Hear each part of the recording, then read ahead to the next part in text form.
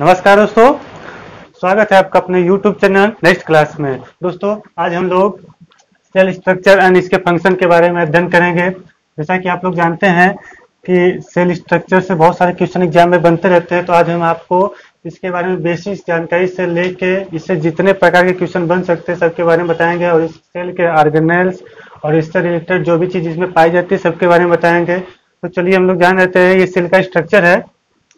Cell जो होता है एक मेम्ब्रेन से घिरा होता है। जो सेल का ये बाहरी मेम्ब्रेन होता है उसको क्या कहते हैं? Cell membrane. सेल मेम्ब्रेन इसको क्या कहते हैं? Cell membrane. सेल मेम्ब्रेन जो दोस्तों होता है इसे एक और नाम से जाना जाता है, इसको कहते हैं प्लाज्मा। सेल मेम्ब्रेन को ही हम लोग क्या कहते हैं? Plasma membrane. प्लाज्मा मेम्ब्रेन भी इसी को कहते हैं, सेल मेम्ब्रेन को। और दोस्तों ये जो हमारा होता है सेल मेम्ब्रेन, ये सिलेक्टिव टाइप का होता है। सिलेक्टिव का मतलब कि कौन से कण इसके अंदर आ सकते हैं और कौन से कण इससे बाहर जा सकते हैं सेल के अंदर। तो किसके थ्रू आता है? तो सेल में चारों तरफ जो पाए जाते हैं वो कैरियर प्रोटीन पाई जाती है। कैरियर प्रोटीन, ये डॉटेड डॉटेड बना हुआ है इसमें, कैरियर प्रोटीन। इसी कैरियर प्रोटीन के थ्रू जो भी मॉलिक्यूल होते हैं वो सेल के अंदर आते हैं और सेल से बाहर जाते हैं। इसको कहते हैं कैरियर प्रोटीन। दोस्तों ये हमारा जो सेल मेम्ब्रेन होता है वो किस चीज का बना होता है? तो ये जो सेल मेम्ब्रेन है ना दोस्तों, ये फास्फोलिपिड और प्रोटीन का बना होता है, जो हमारा पूरा सेल मेम्ब्रेन है। ठीक है, तो चलिए सेल मेम्ब्रेन के बाद हम लोग देखते हैं न्यूक्लियस। ये होता है पार्ट जो होता है इसका केंद्रक। न्यूक्लियस को हम लोग क्या कहते हैं? केंद्रक। ये केंद्रक होता है। जो केंद्रक दोस्तों होता है वो भी ये जो रेड कलर का दिख रहा होगा आप लोग को, न्यूक्लियस। ये न्यूक्लियर मेम्ब्रेन के द्वारा घिरा होता है। जो हमारा न्यूक्लियस होता है दोस्तों वो न्यूक्लियर मेम्ब्रेन के द्वारा घिरा होता है। ये कौन सा पार्ट है दोस्तों? ये है न्यूक्लियस। न्यूक्लियस जो होता है वो न्यूक्लियर मेम्ब्रेन के द्वारा घिरा होता है। न्यूक्लियर मेम्ब्रेन भी दोस्तों जो होता है वो किसका बना होता है? प्लाज्मा, फास्फोलिपिड और lipid and protein. Phospholipid and protein का भी ये भी बना होता है, जो हमारा न्यूक्लियर मेम्ब्रेन होता है। और न्यूक्लियस के अंदर दोस्तों क्या क्या पाया जाता है? न्यूक्लियस के अंदर जो पाया जाता है ये देख रहे हैं आप लोग को, दिख रहा होगा क्लियर। ये दिख रहा है डीएनए। इसको क्या कहते हैं? डीएनए। इसको कहते हैं दोस्तों डीएनए। डीएनए जो होता है दोस्तों वो डबल हेलिक्स मॉडल होता है। कुछ इस तरह होता है हमारा डीएनए। इसको जो ये डबल हेलिक्स मॉडल किसने दिया था? वाटसन एंड क्रिक ने डबल हेलिक्स मॉडल दिया था। तो ये जो डीएनए कहाँ पाया जाता है? हमारे न्यूक्लियस के अंदर। और न्यूक्लियस के अंदर दोस्तों कुछ मात्रा में क्या पाया जाता है? एंजाइम एंड आयंस इसके अंदर पाए जाते हैं, जो मैं डॉटर शो किया हूँ। और इसके अंदर एक और चीज पाया जाता है, न्यूक्लियोलस। ये जो रेड कलर का दिख रहा है न्यूक्लियोलस, इसको क्या कहते हैं? न्यूक्लियोलस। ये न्यूक्लियोलस जो होता है दोस्तों, ये न्यूक्लियस का 20% भाग, 20 से 25% भाग होता है। 20 to 25% भाग होता है। ये न्यूक्लियोलस जो होता है दोस्तों, न्यूक्लियस का कितना परसेंट भाग होता है? 20 to 25% भाग होता है। और जो प्रोटीन होता है दोस्तों, जो राइबोसोम होता है, राइबोसोम का जो सिंथेसिस होता है वो यहीं पे होता है। न्यूक्लियोलस के अंदर राइबोसोम का सिंथेसिस होता है। ठीक है, इसके बाहर देखिए दोस्तों यहाँ पोर पाए जाते हैं।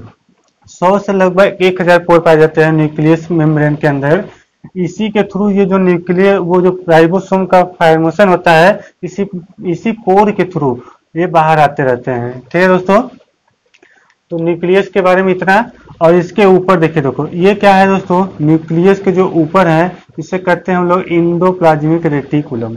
न्यूक्लियर मेम्ब्रेन से सटा होता है ये जो है ये न्यूक्लियर मेम्ब्रेन से सटा होता है, इसको कहते हैं इंडोप्लाज्मिक रेटिकुलम। इसे क्या कहते हैं? Endoplasmic reticulum. अंतःप्रद्रव्यी जालिका इसको हिंदी में बोलते हैं, इंडोप्लाज्मिक रेटिकुलम को। ये दोस्तों इस पे क्या होता है? ये देखिए रेड आप लोग को डॉटेड दिख रहा होगा, ये राइबोसोम है। ये क्या है? राइबोसोम।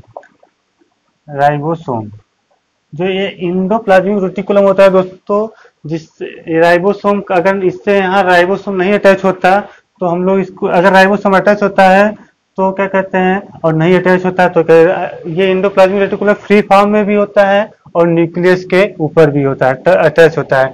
जो अटैच नहीं, जहाँ न्यूक्लियस नहीं पाया जाता उसको कहते हैं स्मूथ इंडोप्लाज्मिक रेटिकुलम। जहाँ अटैच नहीं होता उसको क्या कहते हैं, स्मूथ इंडोप्लाज्मिक रेटिकुलम। और जहाँ राइबोसोम अटैच होता है उसको क्या कहते हैं, रफ इंडोप्लाज्मिक रेटिकुलम।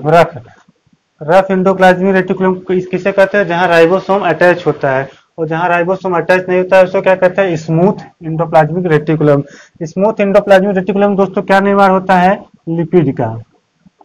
लिपिड का निर्माण कहाँ होता है, स्मूथ इंडोप्लाज्मिक रेटिकुलम में। और रफ इंडोप्लाज्मिक रेटिकुलम में क्या चीज का निर्माण होता है दोस्तों, तो प्रोटीन का जो निर्माण होता है दोस्तों वो कहाँ होता है, रफ इंडोप्लाज्मिक रेटिकुलम में। उसके बाद दोस्तों नेक्स्ट ऑर्गेनेल्स है गाल्जी अपरेटस। इसको क्या कहते हैं, गाल्जी अपरेटस। गाल्जी अपरेटस को कहते हैं गाल्जी अपरेटस। ठीक है। गाल्जी अपरेटस का जो निर्माण होता है दोस्तों वो इंडोप्लाज्मिक रेटिकुलम से होता है। इंडोप्लाज्मिक रेटिकुलम से गाल्जी अपरेटस का निर्माण होता है। दोस्तों यहाँ ये ध्यान देने वाली बात है कि जो राइबोसोम यहाँ फॉर्मेशन होता है राइबोसोम का, वो राइबोसोम प्रोटीन का जो फॉर्मेशन तो वो इमेच्योर फॉर्म में होते हैं। और ये जो मेच्योर क्या करता है, ये गाल्जी अपरेटस ही होता है जो इसको मेच्योर बनाता है। वो यहाँ ट्यूब्यूल के माध्यम से गाल्जी अपरेटस में आते हैं और इसी गाल्जी अपरेटस में ही वो मेच्योर होते हैं। उसके बाद यहाँ से वो बाहर निकलते हैं, तो फ्री फॉर्म में इसमें घूमते रहते हैं या फिर बाहर निकल जाते हैं, इसी पोर के थ्रू बाहर निकल जाते हैं, सेल के बाहर निकल जाते हैं। तो दोस्तों इसके बारे में आप लोग को एक चीज और ध्यान देना होगा गाल्जी अपरेटस के बारे में। यहाँ से क्या मेन रूप से होता है, ये जो होता है मेच्योरिंग का काम करता है। प्रोटीन के जो यहाँ से सिंथेसिस होता है प्रोटीन, उसको यहाँ मेच्योर करता है। ठीक है दोस्तों। उसके बाद दोस्तों एक चीज यहाँ ध्यान देना, हमारा जो सेल होता है ये हमारा जो एनिमल सेल है, एनिमल सेल। प्लांट सेल में दोस्तों एक चीज पाया जाता है, यहाँ पे सेल वाल, जो सेल मेम्ब्रेन होता है वो सेल वाल एक मेम्ब्रेन होता है, सेल वाल इसी से घिरी होती है। ये हमारे एनिमल सेल में सेल वाल नहीं पाया जाता है, इसे कोशिका भित्ति भी कहते हैं। ये हमारे सिर्फ प्लांट में पाया जाता है, प्लांट में पाया जाता है, इसको क्या कहते हैं, सेल वाल। और ये सेल वाल अक्सर एग्जाम में आ चुका है कितनी बार कि इस सेल वाल किस चीज का बना होता है। दोस्तों सेल वाल होता है वो किस चीज का बना होता है, सेलुलोज का। ये सेल वाल जो होता है दोस्तों वो सेलुलोज का बना होता है। एक दोस्तों यहाँ से क्वेश्चन ये बनता है कि गाल्जी अपरेटस को और किस नाम से जाना जाता है। तो गाल्जी अपरेटस को दोस्तों डिक्टियोसोम भी कहते हैं। एग्जाम में ये भी क्वेश्चन आ चुका है कि गाल्जी अपरेटस को किस नाम से जाना जाता है, तो डिक्टियोसोम से। डिक्टियोसोम, गाल्जी अपरेटस को डिक्टियोसोम के नाम से भी जाना जाता है। ठीक है दोस्तों ये जो सेल है यूकैरियोटिक सेल, हमारा जो सेल होता है दोस्तों दो तरह का होता है। कौन कौन से, prokaryotic cell and eukaryotic cell. Cell जो होता है वो दो टाइप का होता है, प्रोकैरियोटिक एंड यूकैरियोटिक सेल।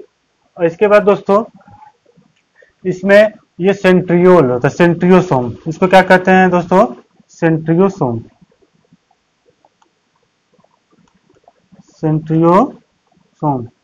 ये दो पेयर पाया जाता है, जस्ट अपोजिट इसके पाया जाता है, एक नीचे और एक जस्ट इसके अपोजिट साइड।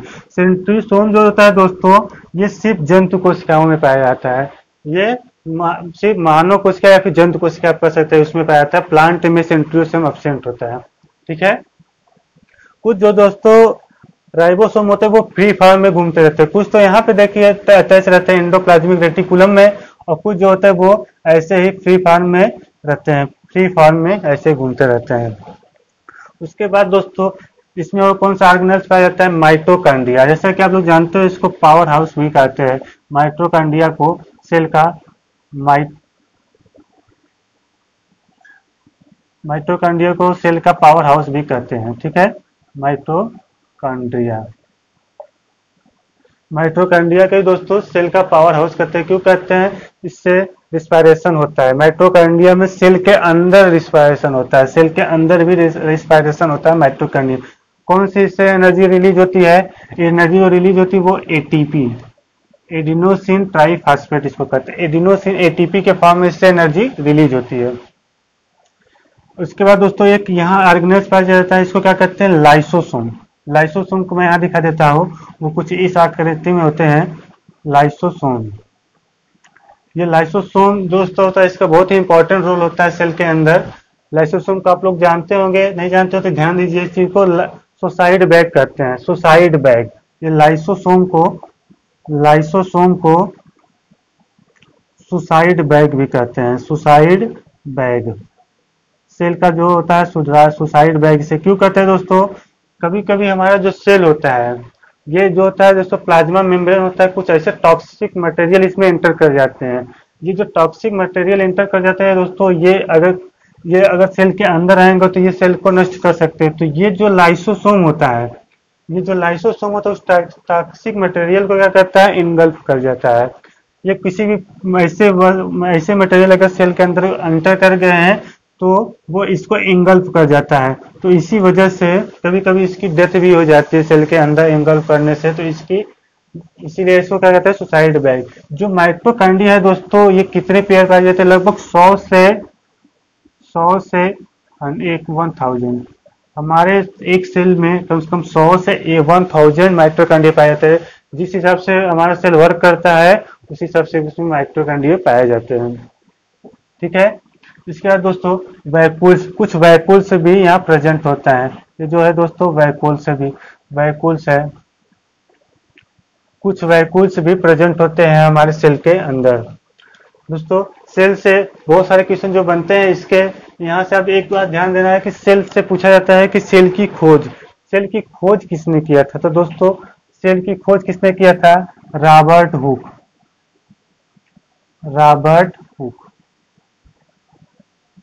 हुक ने 1665 ईस्वी में सेल की खोज किया था। क्वेश्चन ये बनता है दोस्तों कि ये जो सेल की खोज रॉबर्ट हुक ने 1665 ईस्वी में किए थे, वो डेड थी कि लिविंग। तो ये डेड सेल की खोज किए थे। रॉबर्ट हुक ने डेड सेल की खोज, डेड कोशिका थी, मृत्यु कोशिका थी, जो ये खोज किए थे 1665 ईस्वी। तो दोस्तों क्वेश्चन ये बनता है कि तब जीवित कोशिका की खोज किसने किया था। तो दोस्तों जीवित कोशिका की खोज किसने किया था, 1674 ईस्वी में जीवित कोशिका की खोज कौन किया था, एंटोनी वान ल्यूवेनहाक ने जीवित कोशिका की खोज किए थे। कब किया था, 1674 ईस्वी में। ठीक है दोस्तों, इसमें कुछ मटेरियल भी पाए जाते हैं, बहुत सारे लिक्विड सेल के अंदर जो होते हैं, वो सेल के स्ट्रक्चर को जो बनाए रखते हैं, वो उसमें बहुत सारे होते हैं। जैसे कि ये फिलामेंट, ये जो दोस्तों ऐसे स्ट्रक्चर जो देख रहे हैं, इसको क्या कहते हैं, माइक्रोफिलामेंट। इसको क्या कहते हैं दोस्तों, माइक्रोफिलामेंट। इसका क्या काम है, ये जो सेल की स्ट्रक्चर है उसको मजबूती देता है, उसको बनाए रखना रहता है। माइक्रोफिलामेंट के बाद एक और ये पाया जाता है, इसको क्या कहते हैं दोस्तों, इसको मैं यहाँ लिख दे रहा हूं, इसको कहते हैं माइक्रोट्यूब्यूल। इसको माइक्रोट्यूब्यूल्स कहते हैं।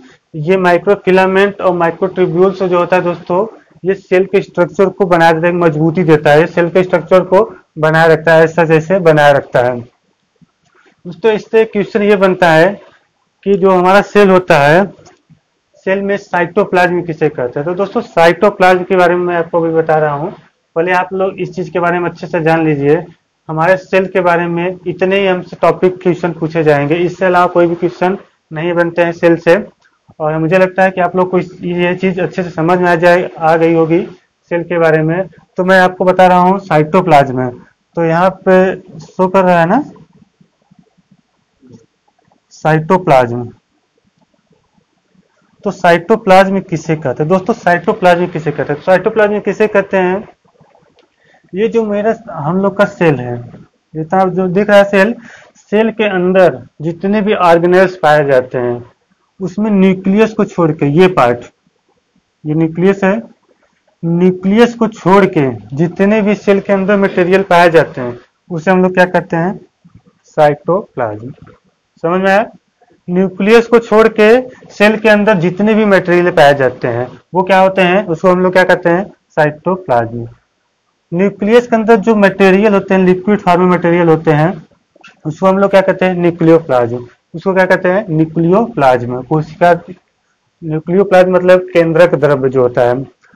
और कोशिका के अंदर जो लिक्विड पाए जाते हैं उसको क्या कहते हैं हम लोग, जीव द्रव्य। जीव द्रव्य पूछा जाता है दोस्तों कि जीव द्रव्य नाम किसने दिया था, तो जीव द्रव्य नाम किसने दिया था, तो जीव द्रव्य का प्रोटोप्लाज्म भी कहते हैं। तो जीव द्रव्य नाम कौन सा दिए थे दोस्तों, पुरकिंजे। यहाँ लिख दे रहा हूं, पुरकिंजे। पुरकिंजे ने जीव द्रव्य नाम दिया था। क्वेश्चन इससे भी बन चुका है कि जीव द्रव्य जो प्रोटोप्लाज्म है वो नाम क्या दिया, किसने दिया था, तो किसने दिया था, पुरकिंजे ने। उसके बाद दोस्तों एक यहाँ क्वेश्चन ये बनता है कि माइटोकॉन्ड्रिया, माइटोकॉन्ड्रिया आप लोग को दिख रहा है, माइटोकॉन्ड्रिया नाम किसने दिया था, माइटोकॉन्ड्रिया की खोज किसने की थी, तो माइटोकॉन्ड्रिया की खोज दोस्तों, माइटोकॉन्ड्रिया की जो खोज